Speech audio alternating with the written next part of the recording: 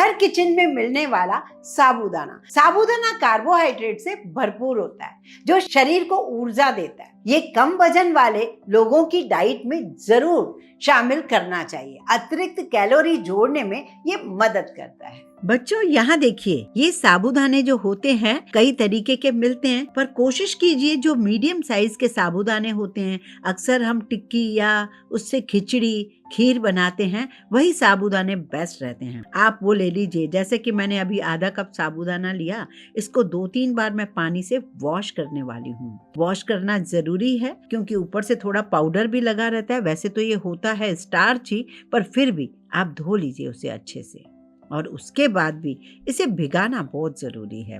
भीगा हुआ साबूदाना बहुत फायदेमंद होता है। आप इस तरीके से भिगो कर रखिए, साबूदाने से कम 2 उंगल ऊपर। जब आप इसे 2-4 घंटे के लिए, 2 घंटा कम से कम 4 घंटा भी रख सकते हैं, ओवरनाइट भी रख सकते हैं। तो जब आप अच्छे से भिगो देते हैं तब ये बिल्कुल सॉफ्ट हो जाता है और ये देखिए फूल सा जाता है।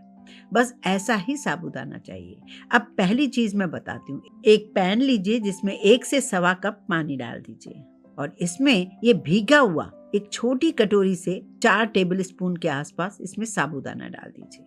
बाकी के साबूदाने रख दीजिए। ये मैं उस छोटे बेबी के लिए बता रही हूँ, जैसे 7-8 महीने के जो बच्चे होते हैं, जिनको माँ के दूध के अलावा भी कुछ डाइट चाहिए होती है, लेकिन वो बच्चे को लूज मोशंस हो गए, तो ऐसे में इस बच्चे के लिए इस तरीके से बनाया कीजिए। अब आप जब इसको स्लो गैस पर पकाएंगे ना, तो धीरे धीरे धीरे धीरे बहुत ज्यादा सॉफ्ट हो जाएंगे।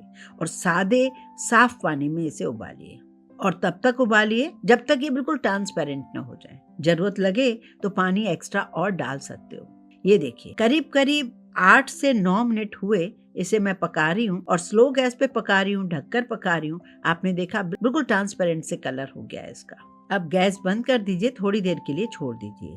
दूसरी तरफ मैं क्या कर रही हूँ, जो हम बड़ों के लिए, जैसे हमें थोड़ा वजन बढ़ाने वाली बात है, जैसे कुछ बच्चे बड़े हो जाते हैं, उनका वजन ही नहीं बढ़ता है, तो जिनको वजन बढ़ाना है या बुजुर्ग हैं, बहुत कमजोरी हो रही है, तो उनके लिए आपको क्या करना है, वही भीगे हुए साबूदाने तो चाहिए ही, लेकिन उसके साथ हमें और क्या चाहिए वो देख लेते हैं। एक पैन लिया है जिसमें मैंने 2 कप भर के दूध ले लिया है। दूध में प्रोटीन और कैल्शियम पाया जाता है जो मांसपेशियां और हड्डियों को सामान्य स्वास्थ्य के लिए बहुत जरूरी होता है। इसे उबलने के लिए रखते हैं। जैसे इसमें उबाला आ जाए, जो बचे हुए साबूदाने थे जो फूल चुके हैं काफी हद तक, वो हम इसमें डालेंगे बिना पानी के। इससे बच्चों को खाने में अच्छा भी लगेगा, उनको स्वादिष्ट भी ये खीर सी लगेगी और उनकी सेहत के लिए भी अच्छा है। जिनका वजन बढ़ते नहीं बढ़ता है, उन्हें केला खिलाइए और ये खीर खिलाइए, फिर देखिए बहुत ही बढ़िया हो जाएगा। जब स्लो गैस पर ये पकने लगे तब आप इसमें डाल दीजिए चीनी। चीनी अपने अकॉर्डिंग डालिए कि अगर बिल्कुल नहीं खाते हैं तो बहुत कम डालिए, या गुड़ भी बाद में जब पूरा बन जाए आखिर में गुड़ डाल सकते हो, चॉइस आपकी है। और चीनी डालनी है तो आप अभी डाल दीजिए। अभी मैंने सिर्फ 2 चम्मच चीनी डाली है। 2 इलायची, हरी इलायचियाँ जो होती हैं छोटी, उन्हें तोड़ के डाल दिया।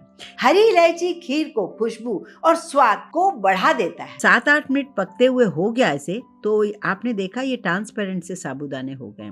इसमें थोड़ा सा नट्स डालिए जो भी आपको पसंद है, जैसे पिस्ता, बादाम। आप मखाने भी भिगो कर रखें, वो भी डाल सकते हैं। मखाने की खीर भी सेम इसी तरीके से आप बना सकते हैं। बादाम और पिस्ते और काजू वो आप अपने अकॉर्डिंग डाल सकते हैं। ये सब प्रोटीन, फाइबर और हेल्दी फैट्स माने जाते हैं। स्वाद बढ़ाने के साथ साथ उसमें अतिरिक्त पोषण भी जोड़ते हैं। अगर छोटे बच्चों को देना चाह रहे हो जो आसानी से चम्मच से खा सकते हैं, लेकिन ड्राई फ्रूट गले में अटके नहीं, इसलिए उनको ड्राई फ्रूट पीस कर डाल कर दीजिए।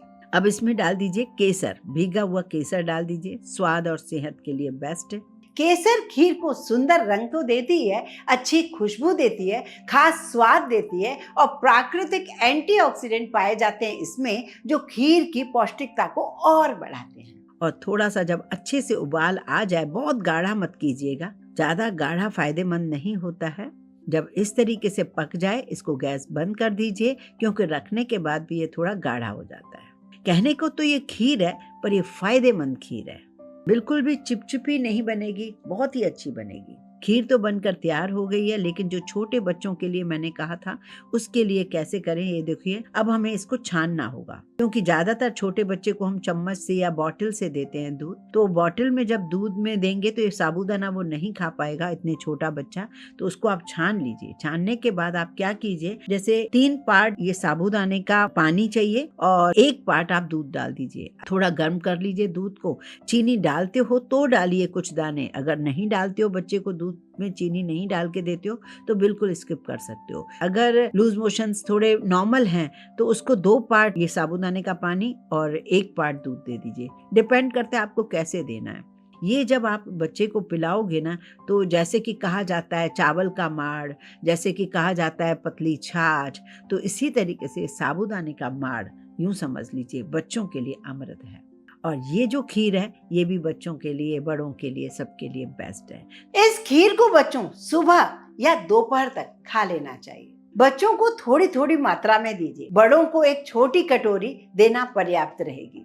इसे सप्ताह में 1 से 2 बार संतुलित डाइट के साथ ले सकते हैं। यदि कोई एलर्जी हो या स्वास्थ्य समस्या हो तो डॉक्टर से सलाह जरूर लीजिए। बच्चों, कमेंट करके ये जरूर बताइए आप साबूदाना खीर बनाते टाइम कौन से साबूदाने का यूज करते हैं।